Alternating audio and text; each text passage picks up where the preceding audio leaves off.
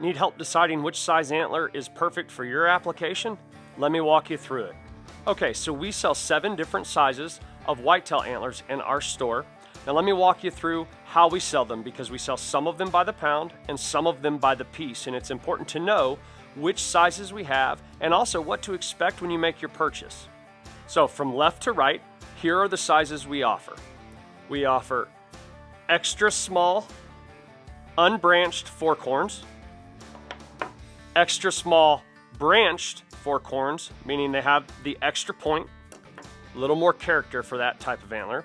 Then we have the small, then we have medium, large, extra large, and double XL.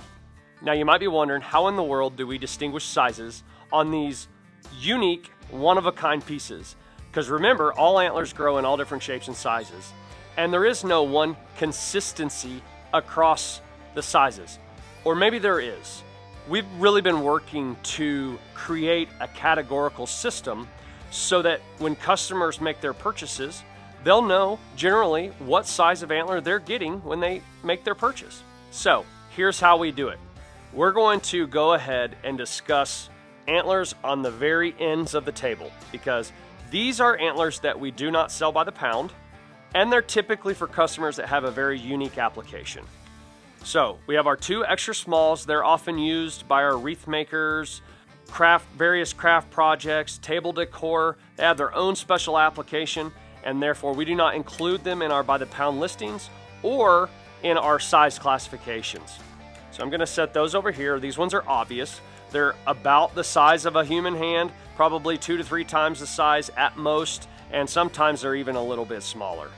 So those are our extra smalls. Now we have our double XL, which the minimum measurement score on these antlers is 70 inches. So everything in our double XL category is larger than 70-inch total measurement. And we don't sell these by the pound either. These are very large antlers. Okay, now we have everything that's left in the middle, and these are the ones that I really want to explain how we size them, because it's actually a pretty simple process and we only use just a couple measurements, and surprisingly it's very consistent. So what I'm going to do is I'm going to split these sizes, small, medium, large, and extra large, into 2 main groups, and this is the first way we distinguish sizes. So everything on this side, your smalls and your medium, all have a measurement on the main beam measured from the burr all the way around the curve to the tip of the main beam. Those measurements are all going to be less than 20 inches. This one is approximately 19 inches, main beam measured along the curve. This one is approximately 18. Now those measurements do vary, but you can be assured that medium and small antlers will all have a main beam less than 20 inches. Now, the way we distinguish between mediums and small is the second measurement, which is tine length. And all we do is on our medium antlers, you are guaranteed to have at least one tine longer than 7 inches.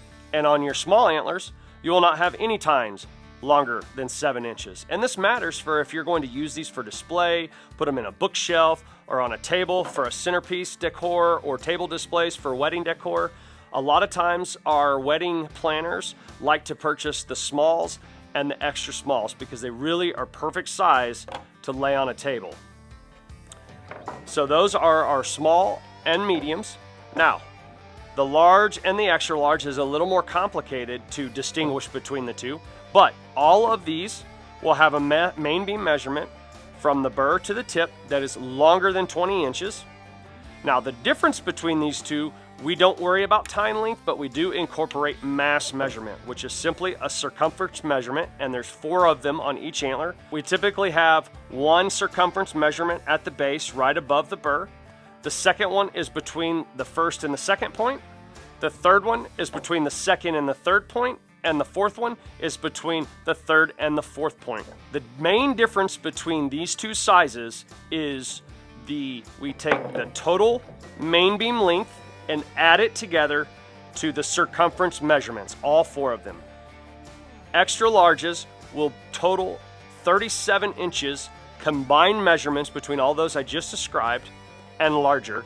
these will be less than 37 inches. So basically what it does is between the large and the extra large has a little bit heavier mass and an overall bigger profile. It simply looks and is an overall larger antler. So that's the basic measurements on how we measure these antlers and distinguish between small, medium, large, extra large, and so forth. Now, I'll give you one more example to help make it just a little bit clearer, because not all of us are interested in measuring antlers, nor have that scale built in our mind already. So let's take some common sized objects and compare it to the size of our antlers.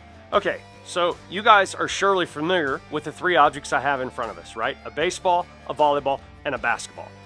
And these common items are pretty good at demonstrating the different sizes of our antlers. Again, let me walk you from left to right in all the different sizes. We got our fork horns, our small, extra small, branched and unbranched.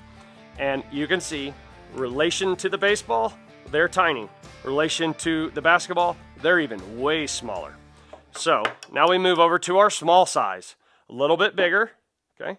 It's about roughly the size of this volleyball, okay? That's a small one, okay? Now we move over to the medium, and we get a little bit bigger because we add that tine length in it, okay? We're getting closer to the size of the basketball now with our medium size antler, okay? See how that's working out? Now we set the medium to the side and we'll go with the large, and now we start to see where our main beam length matters here, okay? Now we're starting to wrap around this basketball. In fact, we've got a lot of main beam sticking out, okay? I mean, this is a volleyball, not a basketball. Okay, now here's the basketball, okay? Now you can really start to see the size of the large take shape. And now we move over to the extra large. Okay, now we start to add in that heaviness factor, main beam length plus mass, and now we're starting to get an overall larger profile of the extra large versus the large. Now we move over to our extra large, our double XL 70 to 80 inch antlers, and you can clearly see in relation to this basketball, this thing dwarfs the basketball. So hopefully this video is helpful to you in choosing the size of whitetail that's perfect for your application. Shoot us a message, leave us a note, leave us a comment if you need a better description, or if there's anything we left out that might help you choose which size is perfect for your application. I'm Chris with theantlerstore.com. We appreciate your support and look forward to doing business with you.